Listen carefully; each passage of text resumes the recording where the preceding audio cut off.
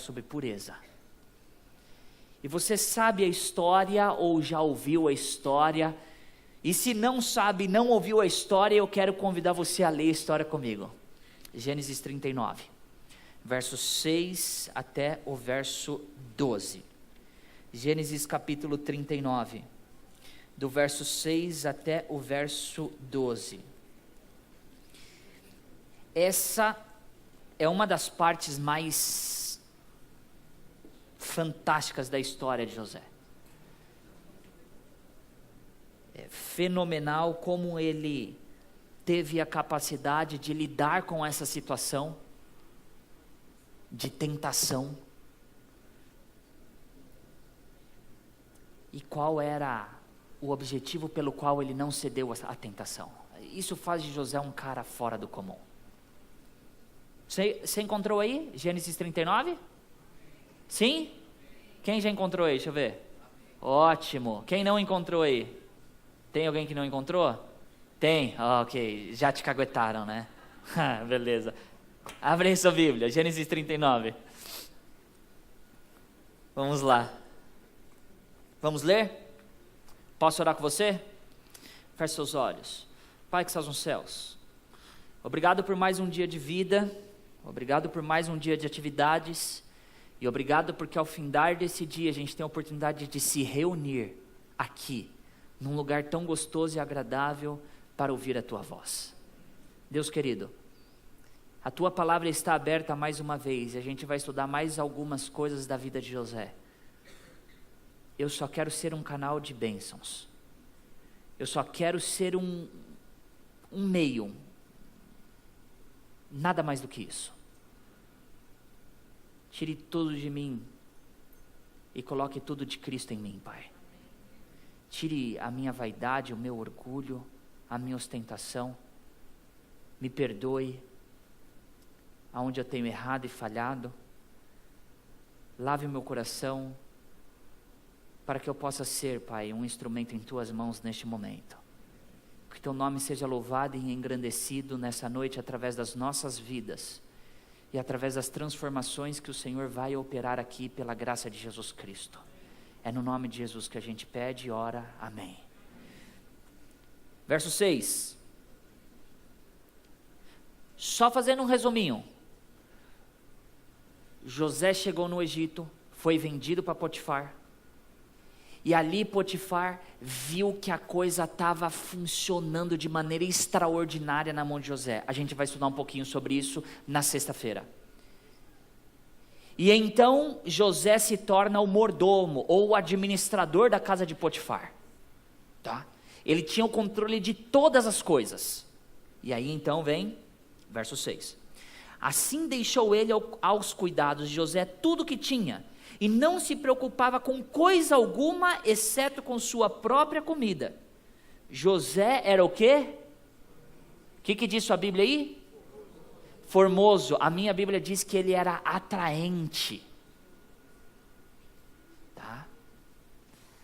Ele tinha 17 anos quando ele foi vendido. Vamos colocar alguns meses a mais, 18 anos. Tudo bem? Gatão, 18 anos. Sarado. Vamos lá. E depois de certo tempo, a mulher do seu senhor começou a cobiçá-lo. E o convidou: venha, deite-se comigo. Mas ele se recusou e lhe disse: meu senhor não se preocupa com coisa alguma de sua casa, e tudo o que tem deixou aos meus cuidados. Ninguém desta casa está acima de mim. Ele nada me negou a não ser a senhora, porque é a mulher dele. Como poderia eu então cometer algo tão perverso e pecar contra quem? Contra Deus. Como eu poderia pecar contra Deus? Termina aí comigo a leitura. Assim, embora ela insistisse com José dia após dia, ele se recusava a deitar-se com ela e evitava ficar perto dela. Um dia, ele entrou na casa para fazer suas tarefas e nenhum dos empregados ali se encontrava. Ela o agarrou pelo manto e voltou a convidá-lo: vamos, deite-se comigo. Mas ele fugiu da casa, deixando o manto nas mãos dela. Gente, sempre que eu li essa história, eu imaginava a esposa de Potifar, tipo aquela vozinha assim. Tá. Mas eu cheguei à conclusão que ela era mais tipo Angelina Jolie. E eu vou provar o porquê. Potifar talvez fosse o cara mais importante dentro do Egito, abaixo do faraó. Afinal de contas, ele era o comandante do exército. E ele era do alto escalão da sociedade. Ele deveria ter os seus 35, 36 anos, mais ou menos. E ele não teria qualquer mulher perto dele. Perto dele deveria estar, talvez, uma das mulheres mais bonitas da sociedade. Agora você imagina José, 18 anos, longe de casa, triste, com os hormônios à flor da pele, chateado porque foi vendido e traído pelos seus irmãos, e aparece uma proposta dessa para ele.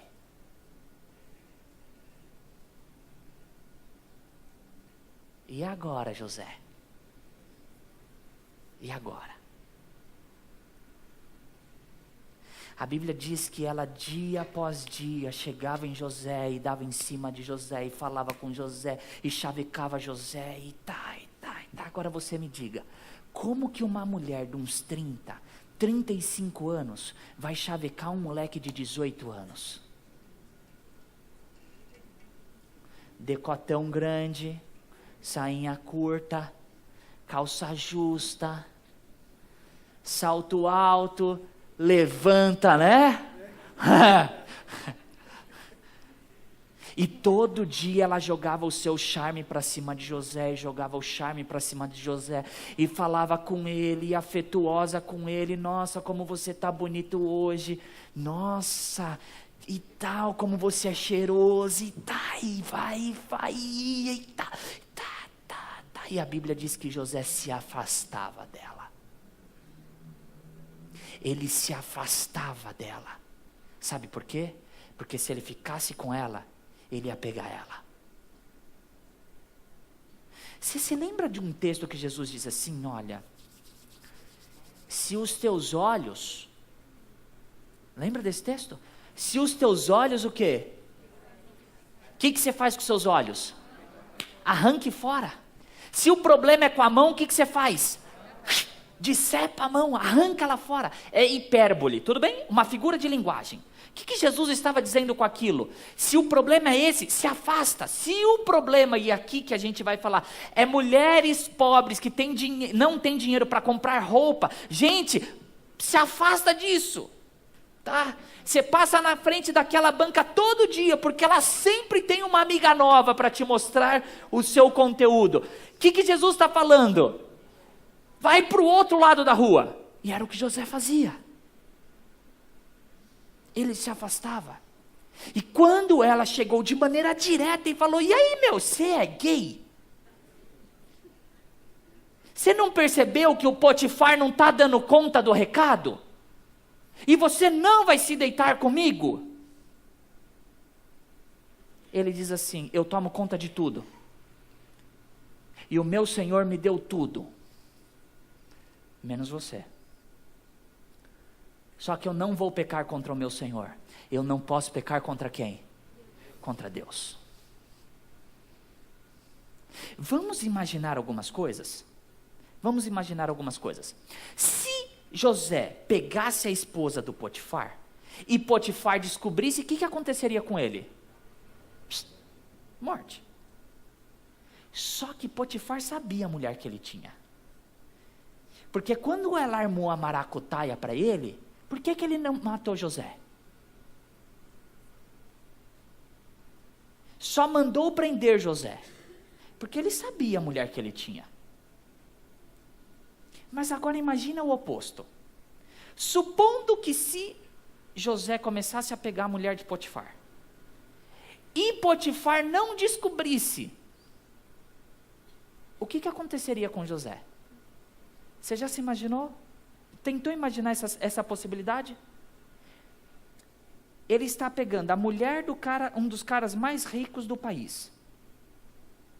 Logo, ele começa a extorquir a mulher, começa a ganhar dinheiro, pegando ainda um mulherão, e ainda consegue comprar a liberdade para quê? Voltar para a terra dele para encontrar o pai. Valia ou não valia a pena encarar? Ainda mais uma proposta dessa.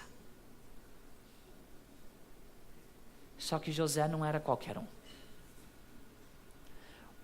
Hoje, o mais comum seria o jovem dar em cima da patroa. Só que José não era qualquer um. Como eu posso pecar contra Deus? Eu não posso fazer isso contra Deus. E foi o que ele fez. Ele se manteve íntegro, se desviava do mal. E quando ela agarrou ele, e para mim ela já estava pelada, tá? Para mim ela já estava na ponto do abate. Agarrou ele com tudo. O que ele fez? Deixou a roupa na mão da mulher e saiu correndo. E daí ela fez o escarcéu todo e ele foi parar na prisão. Eu não posso pecar contra Deus, porque a fidelidade dele estava ligado a Deus. Nesses próximos minutos que nós temos juntos, eu quero mostrar o que a ciência tem para dizer a você sobre pornografia e sobre sexo. Eu vou mostrar para vocês os estudos recentes que a ciência tem mostrado o que acontece com o seu cérebro quando você está exposto à pornografia e quando você faz sexo fora do contexto de casamento. Vamos começar. Em primeiro lugar, é uma citação extremamente interessante de João Malheiro, doutor em educação, e ele escreveu na Gazeta do Povo essa citação que você está lendo comigo. Quando a pessoa em si, com toda a sua riqueza e individualidade, vai se acostumando a olhar tudo e de tudo, com o tempo a razão vai o quê? Adormecendo. A pessoa vai ficando anestesiada. A vontade enfraquecendo, pois os estímulos e impulsos sexuais acabam sendo satisfeitos sem o quê? Regras e limites. E se tornam sempre mais o quê? Primitivos, animalescos e profundamente dominadores. Aquilo que parecia ser a opção mais livre, mais autêntica, na realidade é justamente o quê? Ao contrário. É uma forma do quê? De escravização. Nestas condições, é natural que se perca rapidamente a dimensão da imensa dignidade da pessoa humana. E que só se consiga ver no outro com a visão turva, embaçada, aquela visão que você não consegue enxergar direito, um mero objeto de prazer e de satisfação egoísta. É isso que acontece quando alguém se expõe à pornografia. A sua razão, a sua maneira de analisar o sexo oposto se torna primitivo e animalesco. Sabe o que isso significa? Sabe o que significa? Que a outra pessoa deixa de ser humano e é como se fosse um cachorro e uma cadela. É só um meio de você conseguir aquilo que você quer.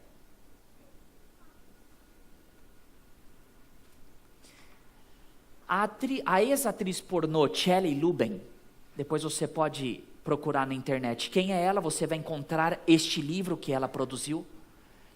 O livro dela E está aí, Truth Behind the Fantasy of Porn, então a verdade por trás da fantasia da pornografia. Ela afirma que a pornografia é a maior ilusão do mundo.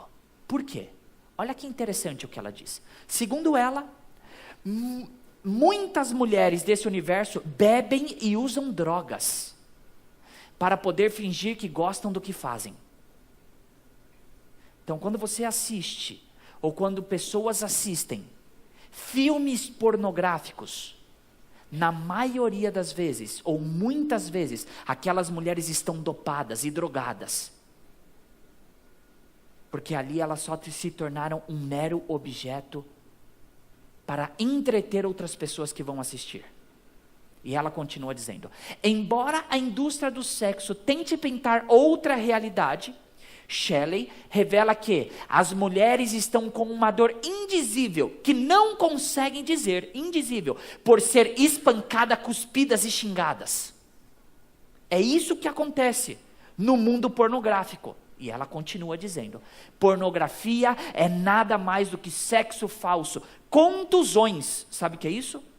Espancamento, estupro e mentiras em vídeo. Confie em mim, eu sei.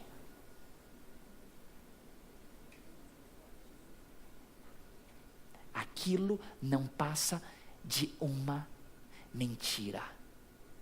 Aquilo não é real.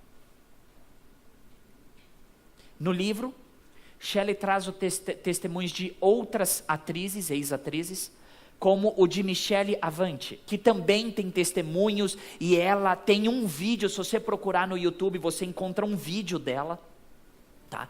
Que em sua primeira cena, ela tentou voltar atrás.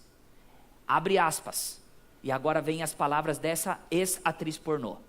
Um ator disse que eu não poderia voltar atrás, porque havia assinado um contrato, disse Michelle. Fui ameaçada de que se não fizesse a cena, seria processada em uma enorme quantia em dinheiro. O que ela fez? Tomou o quê? Vodka. Para ficar bêbada e conseguir fazer a cena. Porque nada mais, nada menos, ela foi forçada a fazer aquilo porque ela pensou que ela seria processada e perderia muito dinheiro. E então, ela continua dizendo: como eu fazia mais e mais cenas, abusei da prescrição de pílulas que me eram dadas, e a qualquer momento por diversos médicos em São Fernando Valley. Isso é o mundo pornográfico. Uma fantasia, uma mentira. Sabe qual que é o problema? Está a um clique de você, e você não paga nada por isso. E centenas de milhares de casamentos estão sendo destruídos por conta dessa porcaria. Eu sei o que eu estou falando, porque eu sou pastor e eu atendo casais com problemas assim. Sabe quando começa? Com uma revista, pela curiosidade. E depois se torna um vício. E vocês vão entender o porquê. Por conta daquelas duas palavrinhas que estavam no nosso teaser aqui: oxitocina e vasopressina. A gente já chega nessas palavrinhas. Quais são os efeitos da pornografia? A ciência tem dito o seguinte: um grande número de jovens consumidores de pornografia na internet está sofrendo de ejaculação precoce, ereções poucos consistentes e dificuldade de sentir desejo com parceiras reais. É o que afirma reportagem publicada na revista Psychology Today, ou a psicologia hoje, ou do dia de hoje. Continua. Pesquisa feita na Universidade de Pádua, na Itália, indicou que 70% dos homens jovens que procuravam neurologistas por ter um desempenho sexual ruim, admitiam o consumo frequente de pornografia na internet. A pornografia, ela se junta com a masturbação. E aí a coisa começa a piorar. Porque ao invés do parceiro ou o esposo procurar a esposa, é mais fácil, mais rápido e cômodo ele procurar atrizes pornô na internet e se masturbar. E aí tem um outro problema.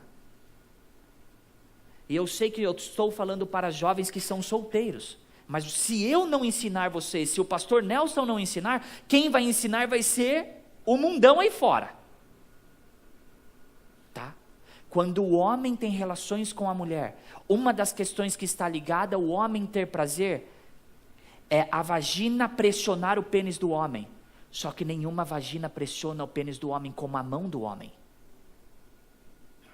É por isso que muitos homens deixam de ter relações sexuais com a esposa por conta da masturbação. É mais fácil, é mais cômodo e é às vezes melhor. E as pesquisas continuam. Outros estudos de comportamento sugerem que a perda da libido, ou seja, o desejo sexual, o desejo afetivo por outras pessoas, acontece porque esses grandes consumidores de pornografia estão abafando a resposta natural do cérebro ao prazer. Quando Deus te criou, Ele deu o cérebro com diversos mecanismos absurdamente interessantes ao ser humano. E um desses mecanismos é o prazer. Uma das coisas que nós temos, que Deus colocou, é o prazer. E o sexo gera muito prazer no ser humano. Só que a pornografia, ela começa a criar outros caminhos neurais. E agora eu vou mostrar para vocês, principalmente no lóbulo frontal. E acaba deturpando a nossa capacidade de sentir prazer e modificando a nossa estrutura cerebral. Continua. Segundo William Struthers, da faculdade de Wheaton, quando o homem vê imagens pornográficas, essa experiência cria novos padrões na programação do cérebro. É o que eu acabei de mencionar. E experiências repetidas formalizam a programação neural do cérebro do homem. O nosso cérebro ele é cheio de caminhos. Tá? Cheio de caminhos. E a pornografia ele faz ou consegue criar novos caminhos do cérebro. Continua a pesquisa. Se eu tomo a mesma dose de uma droga repetidas vezes, o meu corpo começa o quê? A tolerá-la. Então, fica normal. Eu comecei com isso, não dá. Comecei com aquilo, já não dá mais. Eu preciso do quê? De mais doses para ter o mesmo efeito primário. É o que acontece com a pornografia. E isso vai ficar mais e mais claro quando a gente chegar na oxitocina e na vasopressina. A gente já chega nelas. Precisarei tomar uma dose mais elevada da droga, a fim de que tenha o mesmo efeito que tinha com uma dose mais baixa. Na primeira vez, explica então o psicólogo. E agora vem. Pesquisas mostram que pessoas que ficam muito tempo exposto à pornografia têm redução na massa cinzenta em regiões de circuito de recompensa, ligado à motivação e poder de decisão. Então, o problema, gente, é que isso danifica a nossa capacidade de pensar, tomar decisões e ter prazer. E aquilo que Deus criou para a gente, para ser algo benéfico, saudável, prazeroso, está sendo destruído pelos desejos da carne que a gente estudou nos dias passados. Deus deu sexo, veio o diabo, deu uma pitadinha de veneno. E aí ele transformou isso em pornografia e distúrbios sexuais e a coisa vai degringolando. Menos massa cinzenta significa diminuição de conexões nervosas. Menos conexões nervosas resultam em uma lenta resposta e uma anestesia na resposta ao prazer, chamada de dessensibilização. Ou seja, a pessoa vai perdendo a sensibilidade por conta de tão acostumado que ela está com a pornografia. Daí sabe o que ele precisa experimentar? Coisas diferentes. Pornografia não dá mais. Daí ele precisa experimentar um sexo animalesco. Não dá mais. Daí tem que ter suruba, 3, 4, 5 pessoas juntos. E assim por diante. São as deturpações do sexo. Por conta que a pessoa perdeu a capacidade de ter prazer.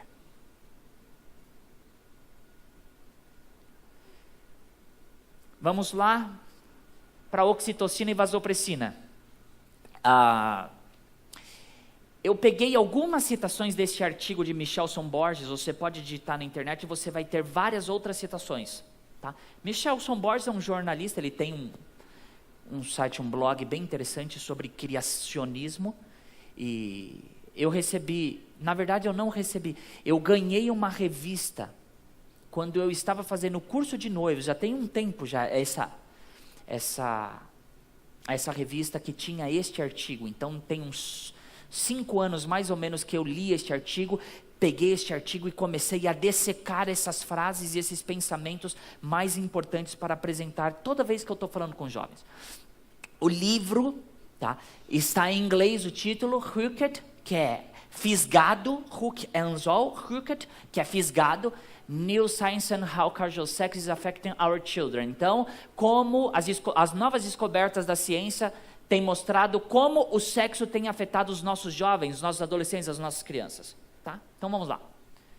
Coisas interessantíssimas. Quando duas pessoas se tocam de maneira intensa, significativa e íntima, a oxitocina, chegamos nela, também conhecida como molécula monogâmica, é liberada no cérebro da mulher. Então, mulheres, assim acontecem com todas, sem exceção. Você está lá namorando com um camarada, daí começou com as mãozinhas dadas, e daqui a pouco não dá mais mãozinha dada, daí a mão vai para a cintura, daí você começa a beijar, tomou um arroxo, um achego, tal, ele juntou em você, deu aquela apertada, leitura em braille e tudo mais, tal, dentro do seu cérebro libera uma molécula monogâmica. O que é monogâmica? Um parceiro. Tudo bem? Monogamia. Casal e só, não aceito mais. Poligamia.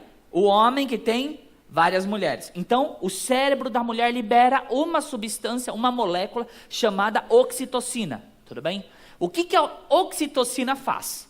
A oxitocina, então, faz duas coisas. Primeira, aumenta o desejo da mulher por mais toques e faz a ligação da mulher com o homem com quem ela tem passado tempo em contato físico. Duas coisas que a oxitocina faz em você, mulher. Primeiro, ela vai te dar o desejo de mais toques. Homens, a mulher é como uma fogueira que não se acende com álcool e isqueiro, se acende com um palitinho, sabe? Você vai... E daí surge a brasinha, daqui a pouco pegou a labareda. Meu amigo, quando a labareda pegou, pega o extintor, tudo bem? É assim que funciona com a mulher. Mas por que funciona assim? Porque a mulher foi criada por Deus e Deus colocou algo no cérebro dela que é liberada toda vez que ela é tocada de maneira intensa e íntima. Como é o nome dessa molécula? Oxitocina. Tudo bem? Então, oxitocina. Então, a mulher, ela tem o desejo de mais toques. Ela tem. Então, deixa eu dizer uma coisa para vocês, meninas. Se o seu desejo é ser como José, não fica sozinho com o rapaz. Porque se você ficar, você vai transar com ele. Por quê? Porque vai chegar uma hora que você não vai mais aguentar. Mas por quê? Porque quando você pegar fogo, ninguém vai apagar. Você vai começar com um beijinho e daqui a pouco você vai estar na cama ou em algum lugar escondido. É assim que funciona com a mulher. Tem mais desejo, isso é natural. O que vocês vão ver que a ciência tem mostrado é o seguinte: quando isso acontece dentro do contexto do casamento, é a coisa mais extraordinária para gerar prazer e felicidade dentro de um casal. Segunda coisa, ao mesmo tempo que a mulher tem mais desejos, ela tem uma ligação única, porque a molécula é o quê? Monogâmica, tudo bem? Então, ela tem uma ligação única com o rapaz que começou a tocar nela. Vocês estão entendendo isso, meninas? Vocês não podem se esquecer desse conceito, porque o resultado do rompimento de um relacionamento aonde o contato íntimo foi profundo é uma tragédia. E vocês vão ver o porquê, porque a ciência mostra isso. Então, o que a oxitocina faz? Tem desejo de mais toques. Segundo, cola a mulher ou a menina com o rapaz, com o homem e assim por diante. Ok? Vamos continuar a citação. Vamos lá. É importante reconhecer que o desejo de conexão não é, presta bastante atenção, o desejo de conexão não é uma sensação emocional, apenas uma sensação emocional. O que é? A ligação é real, quase como o efeito adesivo de uma cola. A poderosa conexão que não pode ser desfeita sem grande dor, o quê? Emocional. Eu acho que você já brincou como eu já brinquei na escola de pegar cola tenaz assim e passar na mão. Hã? E daí que você fica fazendo, né?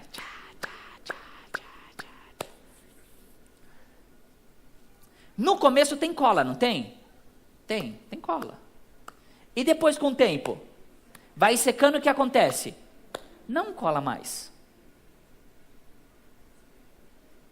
Você já fez aquela experiência interessante de pegar duas folhas, passar uma cola tenaz, grudar as duas folhas, deixar secar um pouquinho e depois tentar descolar essas duas folhas? O que acontece com as duas folhas? Não rasga, gente. Acaba com as folhas. Criam-se buracos. Destroça.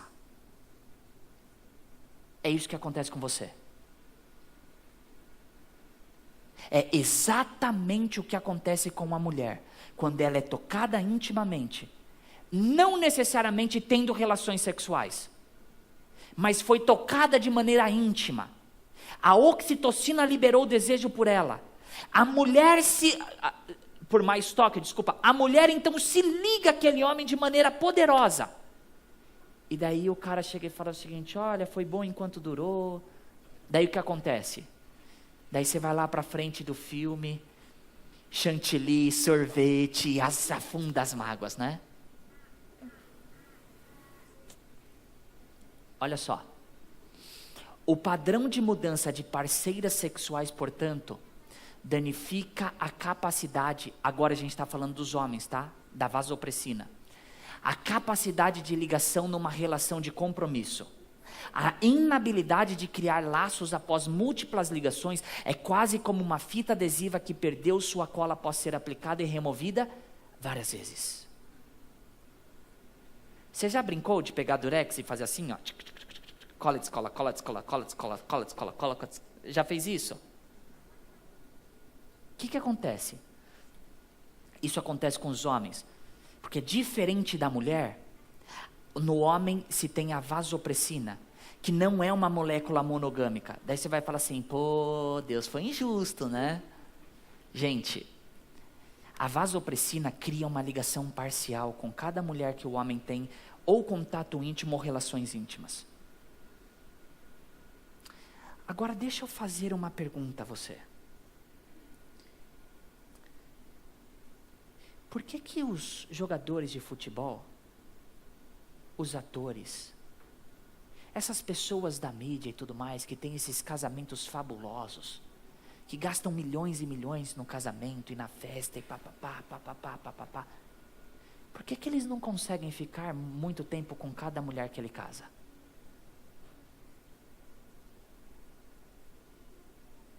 Você sabe por quê? Porque ele já colou e descolou tantas vezes que ele não tem mais cola. Ele teve o que a gente leu no outro artigo. Aconteceu a dessensibilização. Ele perdeu a sensibilidade. Ele não consegue realizar um relacionamento a longo prazo. Quer ter um casamento feliz? Se preserve. Se preserve. Sabe por quê? Porque quando você colar, e o homem colar com a mulher, e a mulher colar com o homem, ninguém separa vocês. é a coisa mais extraordinária que pode acontecer na vida de 2 jovens. Vamos lá. Meninas adolescentes, com vida sexual ativa, se mostraram 3 vezes mais deprimidas do que as que se mantinham abstinentes. Além disso, pensamentos suicidas também ocorrem mais frequentemente entre mulheres que mantêm vida sexual fora de uma relação de compromisso e romantismo. Sabe quem escreveu esses livros? 2 médicos norte-americanos. Eu nem sei se eles são cristãos ou não, mas eles terminam o livro fazendo um apelo espiritual no livro. É fantástico. Página 65. Estatísticas mostram que se os jovens começam a fazer sexo por volta dos 16 anos, mais de 44% deles terão tido 5 ou mais parceiras sexuais até chegar a quantos anos? 20.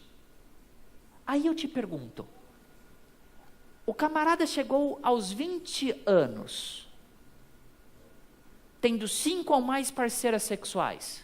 Como que está a cola desse cara?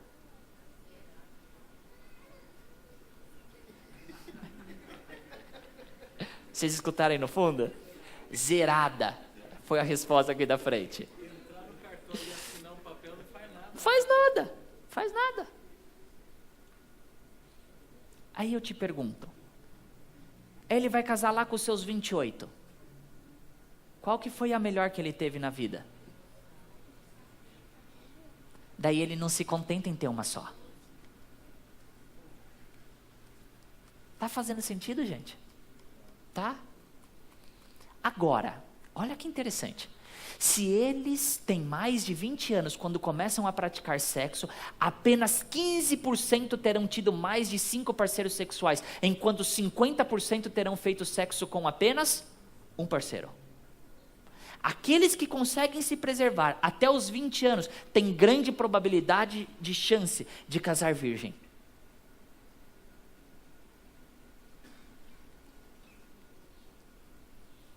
No cérebro masculino é a vasopressina, agora a gente entra nos termos técnicos, que atua de maneira similar à oxitocina. Durante o sexo, o cérebro dos homens é inundado com vasopressina, e esse neuroquímico produz uma ligação, como eu disse a vocês, parcial com cada mulher com que eles tiveram relação sexual. Agora, o que os homens não percebem? Que esse padrão de ter sexo com uma mulher e então romper com ela e depois ter sexo com outra, os limita a experimentar apenas uma atividade cerebral comum aos seres humanos envolvidos sexualmente. Sabe qual é? A corrida dopamínica do sexo. O sexo é um dos maiores geradores de prazeres que Deus deu para o ser humano. E quando o homem começa a ter diversos tipos de parceira, ou tem com uma, tem com outra e tal, e ele começa a entrar num ciclo vicioso. E aonde a coisa pode degringolar de uma maneira que ele não pode imaginar. Vou dar um exemplo para vocês. A Bíblia diz que Salomão foi o homem mais conquistador de todo o mundo. Teve 1000 mulheres ao total. Mas os registros históricos mostram que no final da vida dele, ele teve traços efeminados.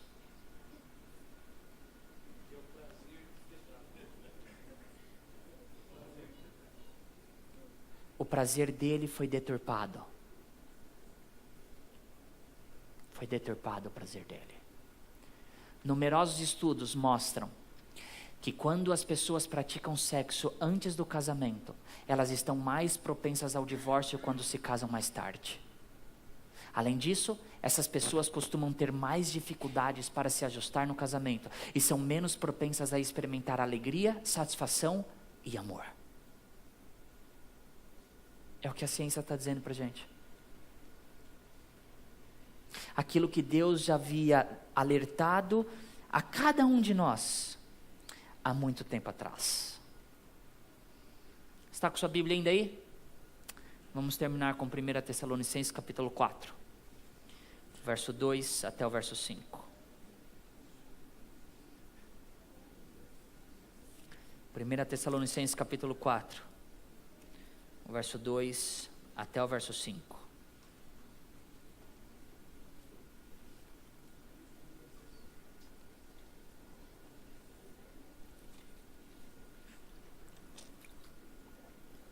Posso ler? Posso? Paulo diz assim: pois vocês conhecem os mandamentos que lhes demos pela autoridade do Senhor Jesus.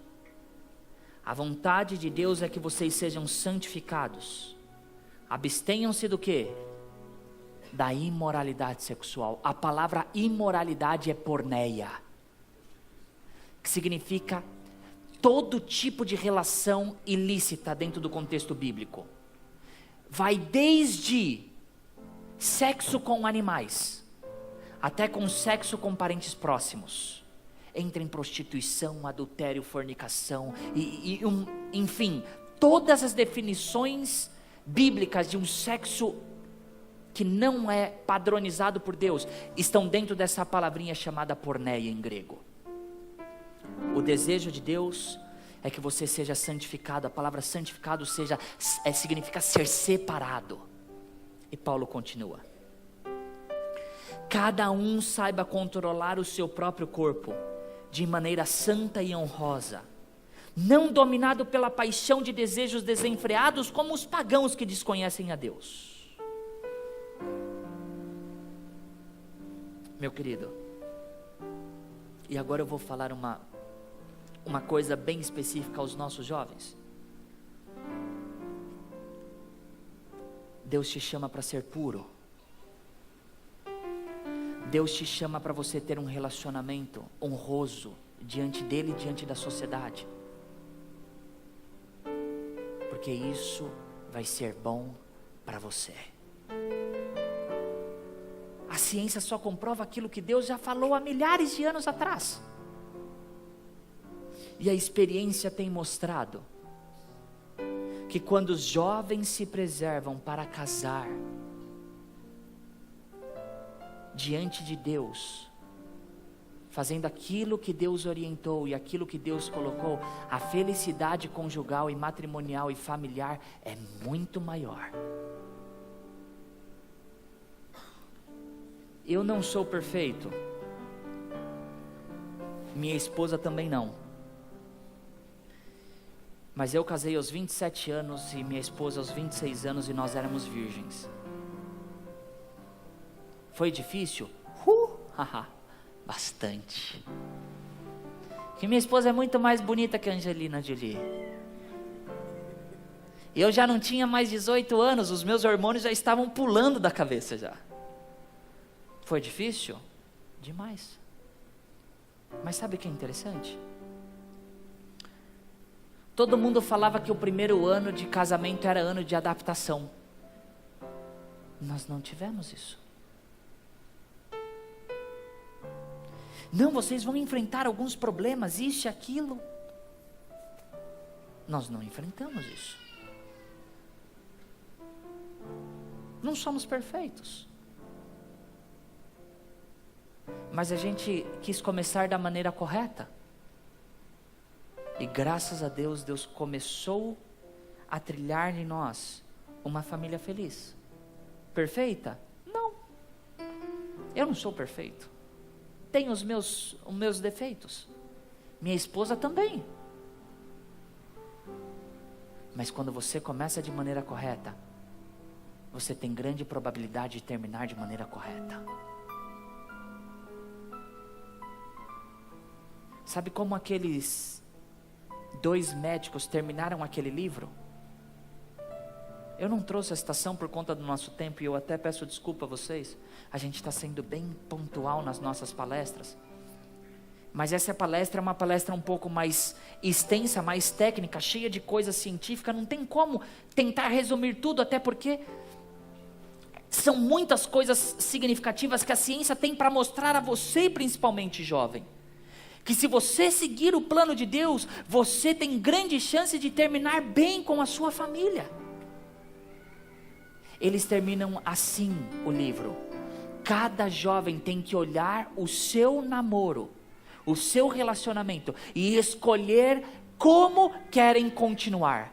Há alguns, dizem os médicos, é necessário colocar limites no namoro, para que não caia no erro de cometer sexo e fazer sexo, e perder aquilo que de mais extraordinário Deus te deu, que é a sua pureza, a sua castidade, a sua virgindade. Agora, eles dizem assim, para outros, que já foram, avançaram o sinal, e já tiveram relações, eles dizem assim, é necessário pedir, eles falam assim, a segunda virgindade.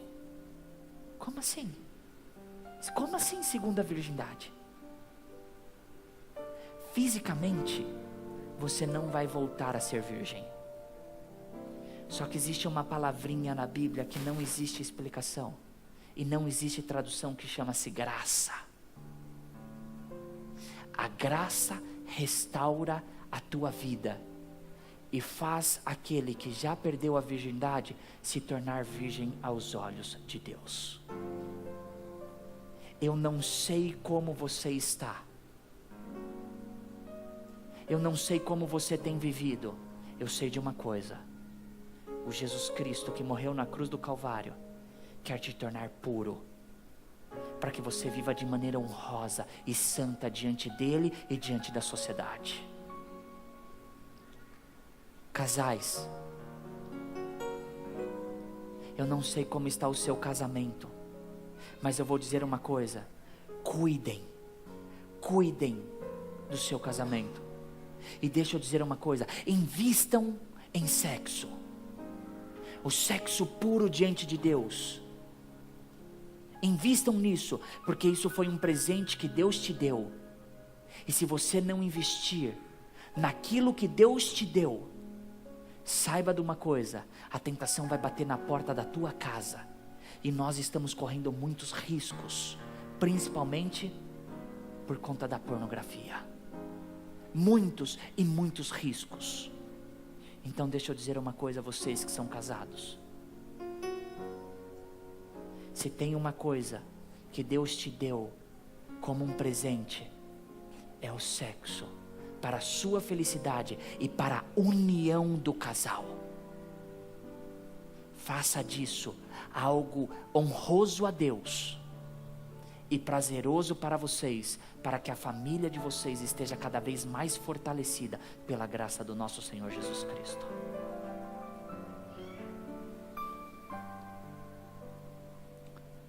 Posso orar por você? Feche seus olhos. Querido Deus, obrigado, Pai, porque o Senhor deu inteligência aos homens para que eles comprovem aquilo que a Bíblia disse. E na verdade, a gente não precisa deles, porque o Senhor é o nosso Criador. O Senhor já deu tudo isso mastigado para a gente. Então a gente não precisa deles. A gente não precisa da ciência, porque o Senhor já revelou tudo para nós. Mas como o Senhor deu a ciência para a gente te agradece, porque a ciência mostra para nós aquilo que o Senhor sonhou e idealizou para cada um de nós. Essa noite eu falei para jovens. Talvez tenham jovens que chegaram aqui, adolescentes, talvez até algumas crianças, Pai, que infelizmente já foram expostos à pornografia. Talvez eu falei para algum jovem aqui, alguma menina, algum menino, que hoje é viciado em pornografia. Talvez algum entrou aqui que é viciado em masturbação também. Talvez alguns namorados aqui estejam tendo relações sexuais, Pai. Mas o Senhor tem algo maior do que isso para eles. O Senhor tem um sonho de construir famílias felizes, sexualmente saudáveis. Porque quando casais se colam, pela tua bênção e pela tua graça, é difícil do pecado separar. Eu não sei como eles entraram, mas eu sei como eu desejo que eles saiam. O meu desejo é que a tua graça alcance cada um deles, renove o coração deles, purifique a mente de cada um desses jovens, purifique o coração desses namorados, e que eles tenham uma vida santa e honrosa diante de Ti e diante da nossa sociedade. Deus querido, nós temos alguns casais aqui também, na verdade vários casais,